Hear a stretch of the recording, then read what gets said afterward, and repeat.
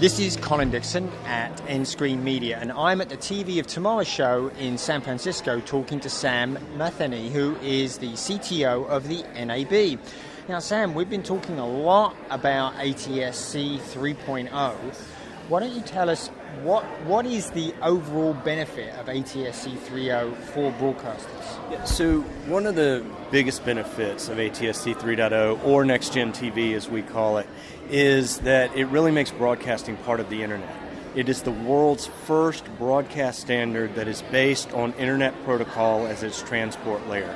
And so what that's going to mean really for broadcasting in the US is that it becomes a high tower, high power, wireless internet delivery system.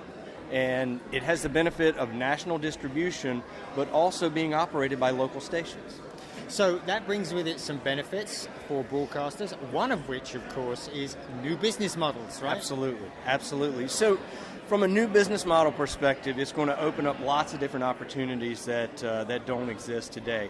First off, by being based on internet protocol, there's the ability to be integrated into a large number of devices, not just the traditional TV that you think of in your living room, but also into tablets, into PCs, and even into mobile phones or automobiles. So that presents lots of new opportunities.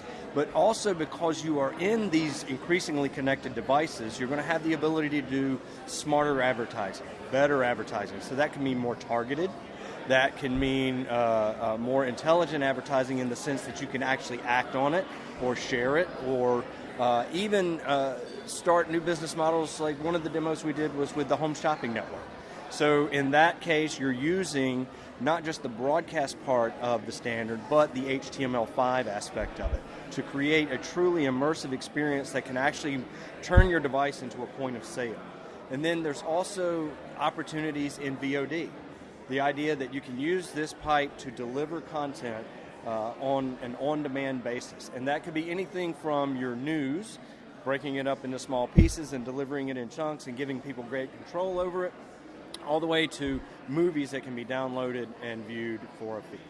Now, another big benefit is it gets you much more easily on connected devices, right? Yeah, absolutely. By using IP protocol as the foundational delivery mechanism, you can be on an increasing number of connected devices, and that could be a smart television, or it could be a tablet, or it could be an automobile, which increasingly have more and more screens in it. Right, and it also gives you, not only that, it's a platform, I think, which you can build on. So that's definitely the way that we're thinking about it, is that just as there are other platforms that you can have apps on, really what we're doing by combining HTML5 and W3C standards into the broadcast architecture is we're enabling a whole new platform to be built with respect to different apps that can be run and different content that can be downloaded and consumed in different ways. Right, and so that also means that you can do more sophisticated apps, more blended apps between broadcast and broadband. Again, if you get into the guts of the standard, if you looked at the protocol stack, it is very similar to what is happening on the internet. It is using IP as the transport. It is using MPEG-Dash to deliver the video. It is taking these tools that have traditionally been part of the internet and it's putting them into the broadcast realm. So you have the excellent quality of service of broadcast. You can deliver to millions of people. Ultra-reliable. Yeah. Ultra-reliable. Deliver to millions of people, no buffering, great signal quality. And then you can also combine that with the idea that it's a connected device with an address. And so you can also provide very targeted content, and you can measure it exceptionally well, and then you can use that in big data platforms and machine learning and artificial intelligence to provide those like really, really compelling user experiences. Yeah. And so that's where we say it really does bring broadcast and broadband together.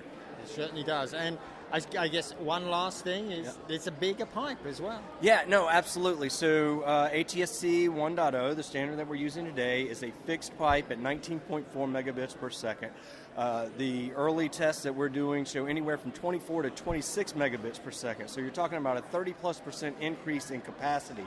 But you also combine that with the better compression. Today's standard uses MPEG 2, and what we're going to do is we're going to skip ahead 2 codec models. We're going to skip MPEG 4 and go to HEVC, or high efficiency video codec, and really have a big pipe that we can squeeze a lot of stuff into.